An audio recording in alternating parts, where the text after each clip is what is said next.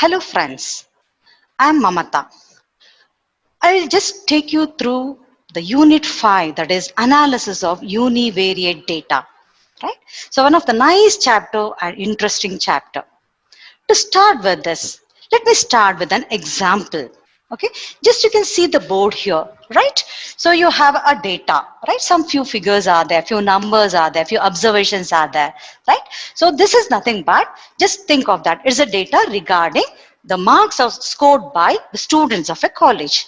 Okay, so let us think that, okay, in a class there are 100 students. Okay, an examination was conducted. Okay, and each subject the score was for 100. Okay, and just if you can see the data here, the student 1 means the very first student, right? So that student has secured the marks 40 out of 100 in one of the subject, that is subject A, and 50 out of 100 in subject B, 60 out of 100 in subject C. So like this, in 6 subjects he has scored the marks in this order. Right. Let me take one more student. Student with roll number 2. He has secured 17 subject A, 17 subject B. The same way in all the subjects, he has scored 70 marks out of 100 marks. If you just take student 3, right? He has scored 100 out of 100 in one subject, 100 out of 100 in the other subject, 60, 40, 50, 70, like this it goes on. Right? So just if I just go on with the same data like this, if I just collect the data, right, the 100 till 100 students, right, I will be getting 100 into 6, 600 students. Sorry, 600 data, right? So we have 600 observations right now here, right? Just imagine, right? I cannot write the whole 600 here. Just imagine that we have 600 observations, right? So when you have 600 observations, right? So how to analyze this data, right? So because I cannot go with individual one, right? So if I just need to compare, right, one student with the other student, right, how to compare, right? So with this 600 data, right, I just blindly, if I just go with one by one by one by observation, right, so my analysis will not be of a proper one, right? So for that, what I do is I had to make use of the statistical techniques, right? So one of the technique, right, what I use is the average, wherein you're all familiar with this, right? So to simplify this data, right? So whenever you have a complex data, to simplify it, to reduce the data, to compare, we have to make use of different measures here, different techniques. Right? So one simple one, I'll just start with this, right? The first student, wherein you can see it on the board, right? You have the different scores in different subjects. Right? So what I'll do with this is, I'll just add up all these numbers. For example, the student 1, 40 plus 50 plus 60 plus 70 plus 80 plus 90, right? So I will be getting the total marks, right? So here total marks will be 390 here for the first student. Right? Next, I'll just go with the second student, right? So I'll be adding 70 plus 70 plus 76 number of rounds. So I'll be adding, right? So if I add, I will be getting 420. The same way, I'll carry on with the third one. I'll be getting 420. Like this, I should go on with the remaining students.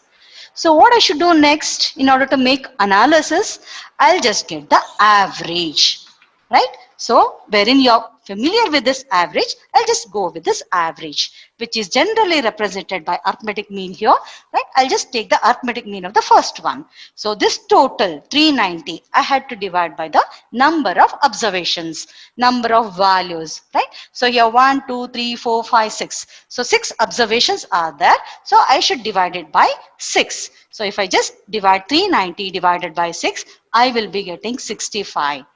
So 65 is the average score of the first student, means student with roll number 1. The same way, I'll just carry on for the other one. So his total is 420. If I divide by 6, because 6 subjects, right, I will be getting 70. The same way, for the third one, I'll be getting 70. Like this, I should go on doing for all the 100 students. Right? So if I want, I can express in terms of percentage also. So I can write it as this as 65% and this is 70% and this is 70%. It goes on. Okay, so my job is little bit reduced now, right? So this set of 600 data, right? Now it has been reduced to simple figures, right? For example, the very first student, 6 subjects marks has been reduced to a single number, that is average, or a single percentage, that is 65%. It means any complex data can be simplified, it can be reduced, right? Reduce means I'm not neglecting any data, right? I'm just reducing, I'm bringing into the other form, that is in the form of average, right? So this has been reduced to a single number, single value. Okay, the same way the second one has been reduced to a single value. The 6 values have been reduced to a single value. Same way I can just carry on. Now, just to make the analysis, right, I can make any comparison now. It becomes very easy, right? So to compare, I can compare student 1 with the student 2 average. So here the student 1 has secured 65 as an average and student 2 as 70. So I can just make a comparison, right? Student A or student 1, right? He has scored less compared to student B or student C, like that I can go on, right? So, and next, if I just take student 2 and student 3, right? So here both of them are with the same average, 70-70, right? So 70% and 70%, right? So how to conclude this one, right? Because both of them are same average, right? So I cannot judge that, right? Their performance is exactly same.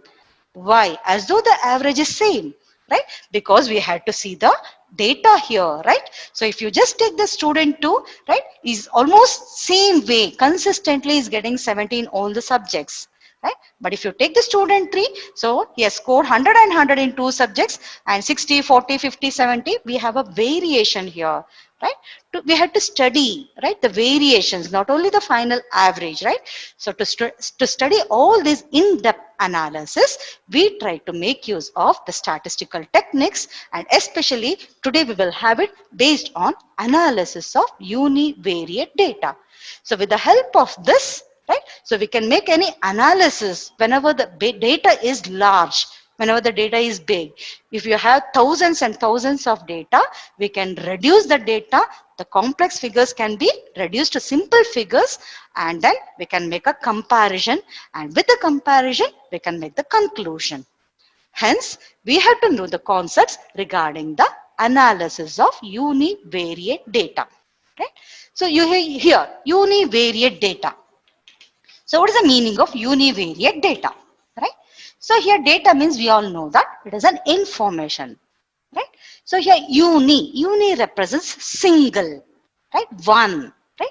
Variate means it's a variable, right? So whenever we are dealing with the analysis of a single variable, for example, here in this example, marks is a variable, it's a single variable, right? So if I want to analyze this one, so I'll just use the word analysis of univariate data, right?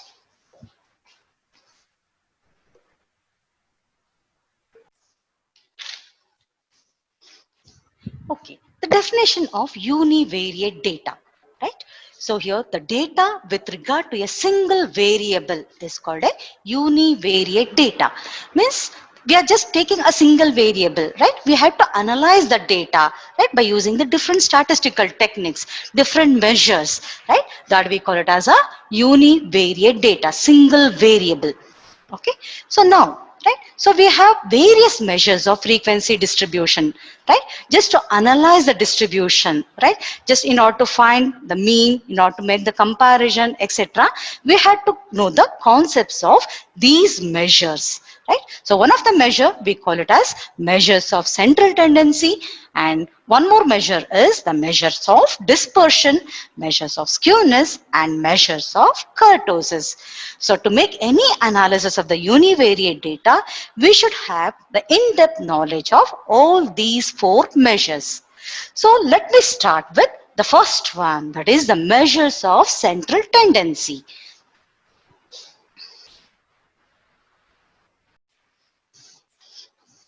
Okay, let me discuss few definitions.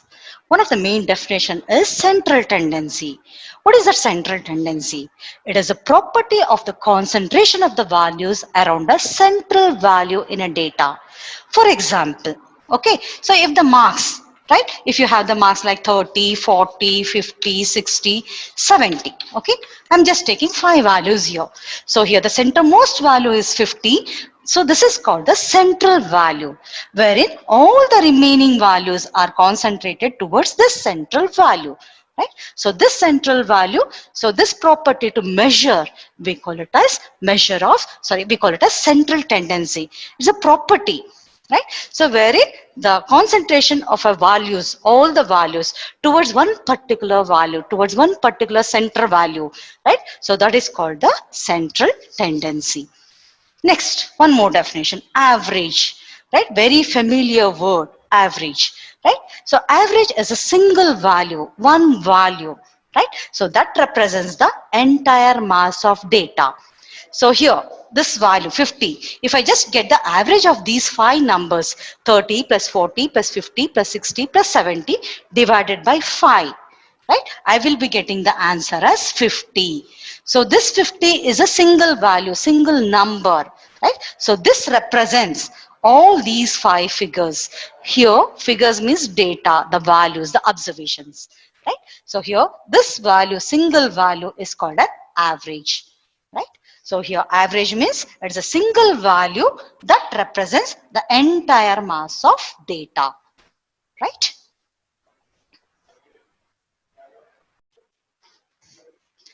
Okay, next concept, objectives of averaging, right? The aim, right? Why we require this averaging? What is its objective, right? If you just take up the first objective to get a single value, because just now we were dealing with like 600 data, so it might be 600, 6,000, 6 lakhs. Okay, so a huge mass of data, right? So whenever you have a huge mass of data, right? So we require that whole data to be reduced, right? So for that we require this averaging, right? So to get a single value, for example, to get the arithmetic mean, right, median, mode, etc., we'll just deal it later, right? So to get a single value, so that single value what we calculate, it represents the whole set of figures, whole data, whatever the data we are going to have the analysis, so that single value will represent that data, the whole set of data. Okay, so that is a one first objective, the aim what we see. And the second aim, right, which is a very important one, it facilitates comparison, right? So whenever we just have a different types of data or different groups of data, right? So our first job is to make a comparison. For example, one student can be compared with the other student if you have a numerical set of data. One class can be compared with the other class. One college can be compared with the other college with respect to performance or any other characteristics, right? So the objectives of averaging, so just to get a single value, and it facilitates comparison.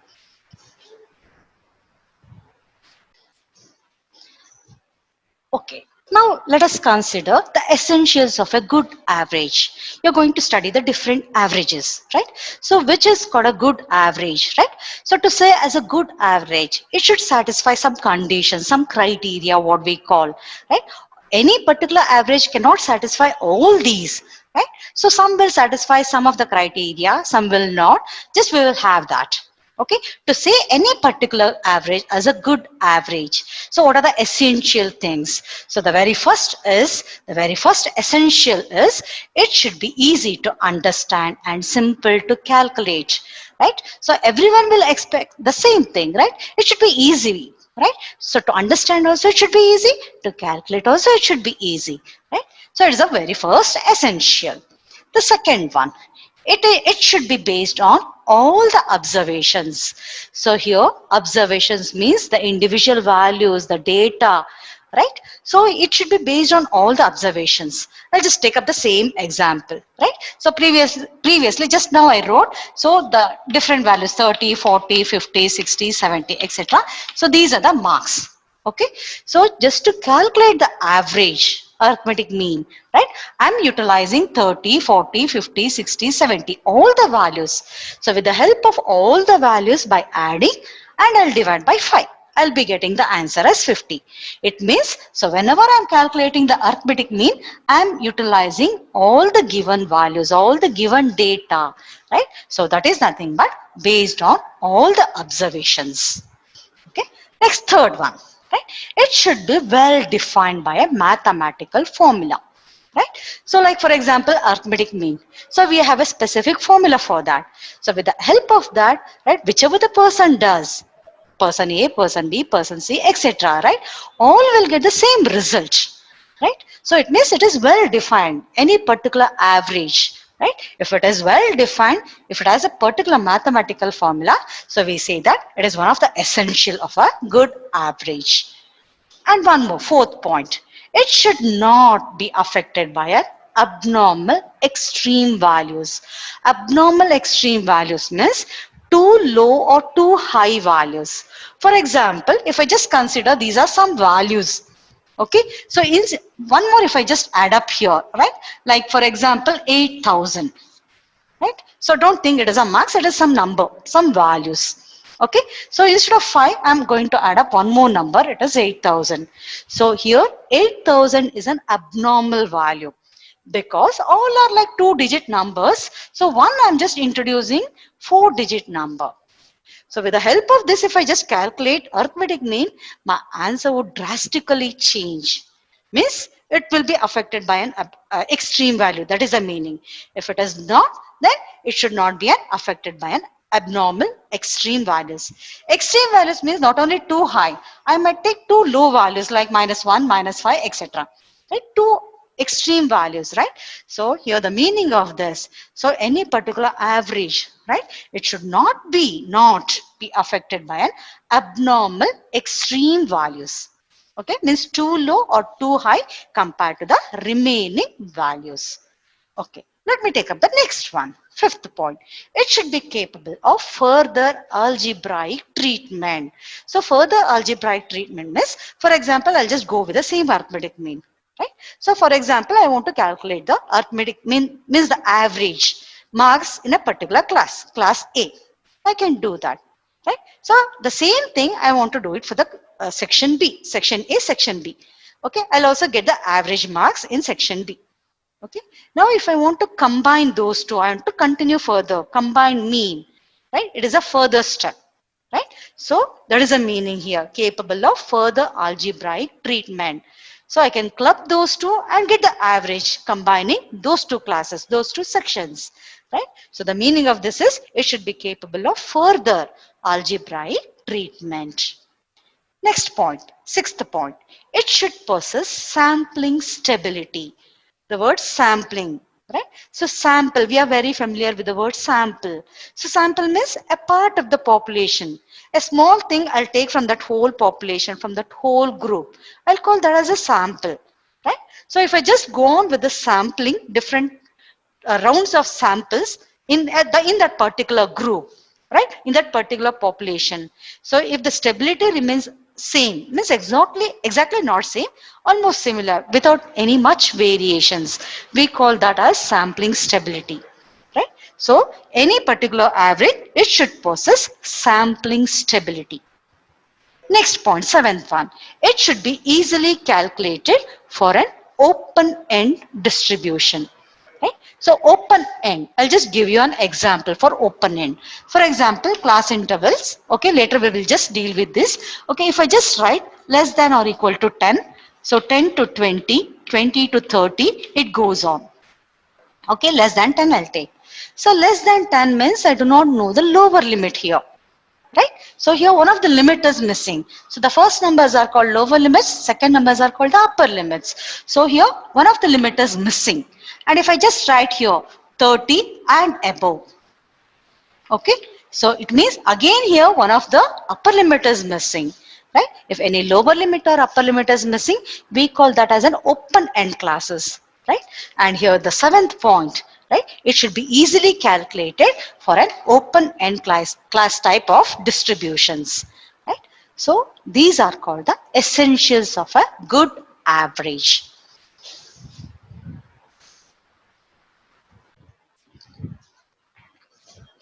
Okay, next, types of averages. Just now I was saying average, average, average, right?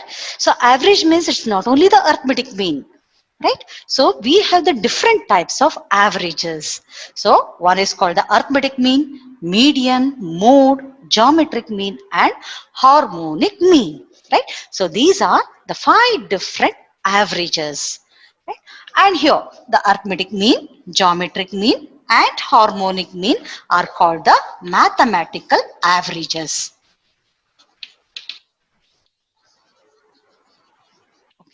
And remaining here, the median and mode. So these two are called the positional averages. Okay. Yeah. So these are the 5 different types of averages what we are going to discuss in this chapter. That is the measures of central